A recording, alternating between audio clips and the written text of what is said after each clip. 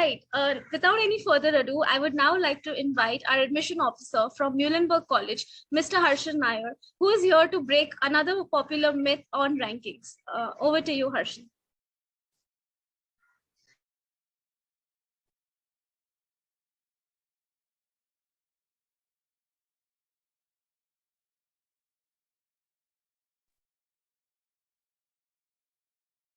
Hi, hello everyone.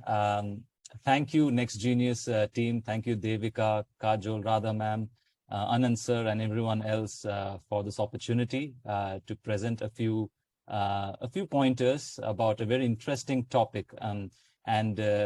Welcome everyone. Welcome to this short session. It's about a very interesting topic, which I can relate to. It's about rankings and what role they play in a college selection. If I can quickly share the screen, I can, hold on.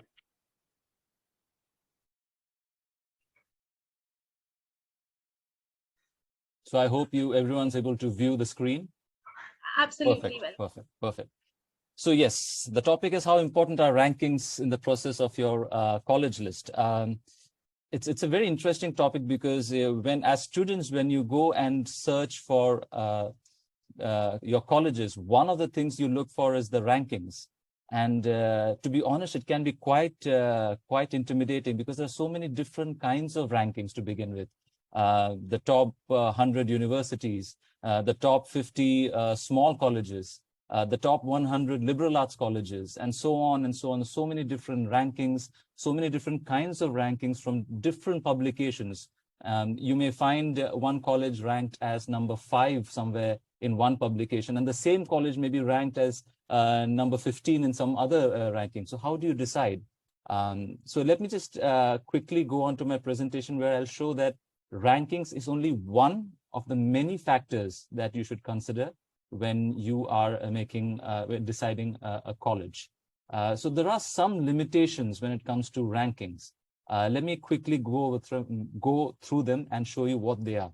One of the first and sort of my favorite is using academic performances of incoming students. This is one aspect that is taken into rankings. And this is a very strange aspect, to be honest, because it's like, I always use the metaphor of judging a hospital by the quality of the patients that arrive. You can never judge a hospital by the quality of patients that arrive. You have to judge by the treatment given in a hospital and the transformation that takes place.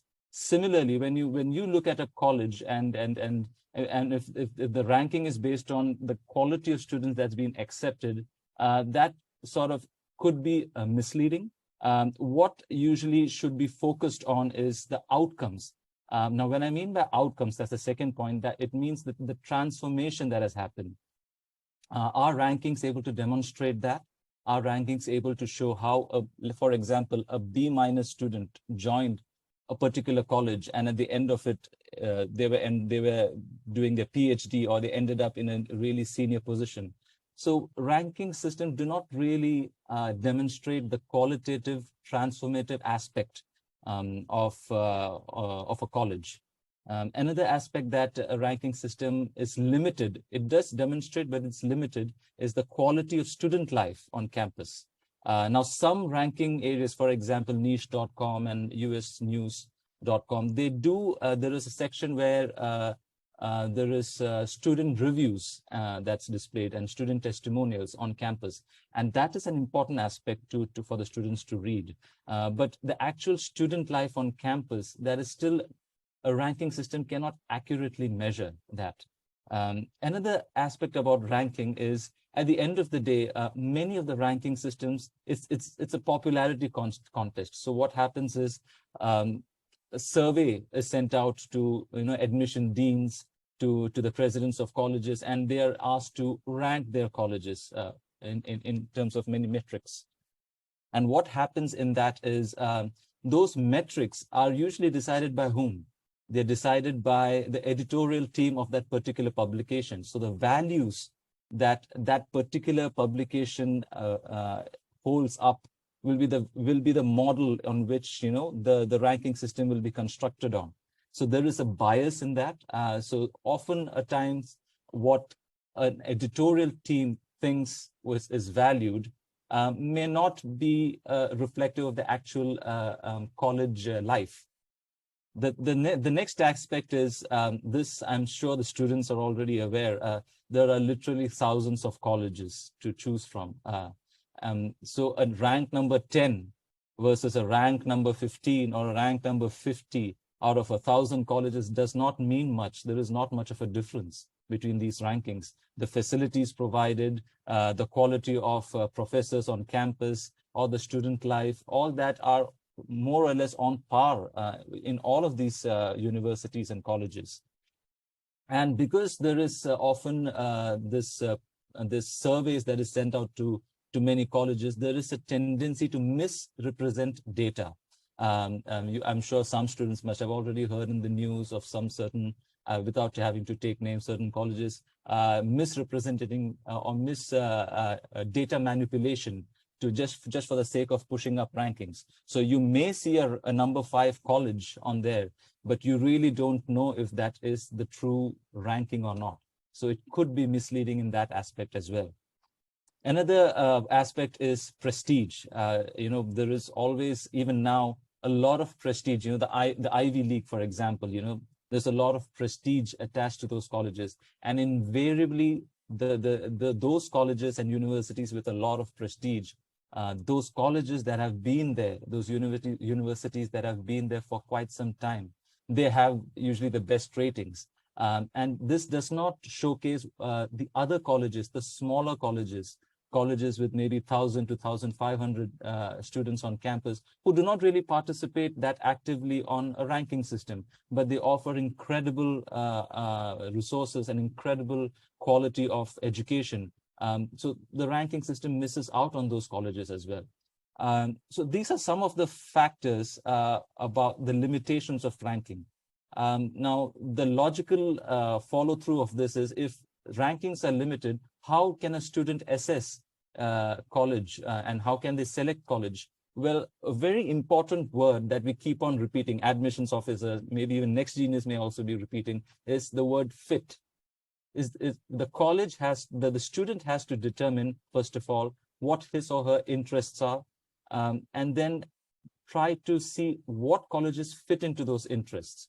Now, that interests include the academic interests. It also includes things like, do they respond to a personalized attention? Do they need mentoring? Does that student require mentoring, or are they super focused and they are happy to go into a huge class of maybe 100 or 200 students, but they are very focused. They just want to go to the class and come back and study. So a lot of questioning needs to be done from the student himself or herself. And there are some other metrics that the student can look into. So the popular programs of a college. Now, for example, in Muhlenberg College is really strong in theater programs. So theater, music, film studies. We're also very popular in business programs and media and communication majors. Some other colleges are strong in pre-med programs. So you need to identify what popular programs, what programs are popular in a particular college, and do those popular programs match with what your interests are. The next option is the college size. This is also important. So the smaller the college, now my college is only about 2,000 students on campus. So the smaller the college, the smaller the class size, the more attention you'll have with your professors, the more access you have with your professors. So do you really want that? Or are you happy going to a huge class, just attending your class and coming back and doing your own thing and not being involved in anything else? So that's one question you have to ask yourself. Student life on campus. Now, so far I've been sort of, talking down about rankings, but the one good thing about some of these rankings are that to some extent, I encourage students to read the student testimonials and the student reviews, because they demonstrate a lot about the campus life, how the campus life is, what kind of campus culture there is. Is it a very close, small campus where everyone knows everyone, or is it a really large campus? What sort of activities are there on campus for students? What sort of, what is the safety like on a campus? So all this is also equally important when you're deciding a college. Campus location. Where is the campus located? Is it close to, is it in a rural setting? Is the campus located close or in a major metropolitan area? For example, my college is located in Allentown, which is about 2 hours to New York. So that's important because that's where the summer internship program happens. Those are the places where industry visits happen. So if you're near to huge cities, it makes a difference as opposed to a rural setting. Food and housing. That's one of the most ignored area of whenever people select a campus. You're going to be spending 4 years inside a campus. So you have to do your research about, is the food in the campus, is the housing facility on the campus on par? So how do you find that out? I will get to how do you find that out after I cover some of the other points as well. Alumni network. So how does a college, are there programs that the career office in a college conducts where alumni and students are actively connected? What sort of programs are they? Access to professors, many larger universities you may end up having to work with professors, or you may end up working with their assistants or lab assistants, whereas smaller colleges has more access to the professors. And would that be to your benefit? Internship and research opportunities. Internship and research opportunities are where your classroom learnings are actually applied in real work scenarios. So the more the opportunities, the more research and internship opportunities available, the better it is for you to try out what you've learned in a classroom atmosphere onto real life learning, into real corporate learning. Scholarships. What are the scholarships? Do they offer 100% scholarship? Do they offer 50% scholarship? What is the average scholarship that a particular college offers? These questions, some of it you may find on the ranking websites, but a lot of it is not accessible.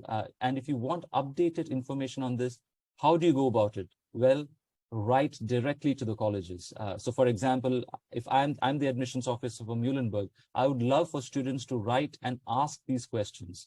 So similarly, reach out to the respective admissions team of the colleges and write and ask these questions directly. The advantage is you would get updated information about your colleges, and this can help you make an informed, up-to-date choice in selecting your college. So that's it from me very quickly about my colleges, about ranking system, and about my college as well. So yeah, thank you everyone for listening in, and I hope I was able to clear some air about ranking systems in college. Thank you very much.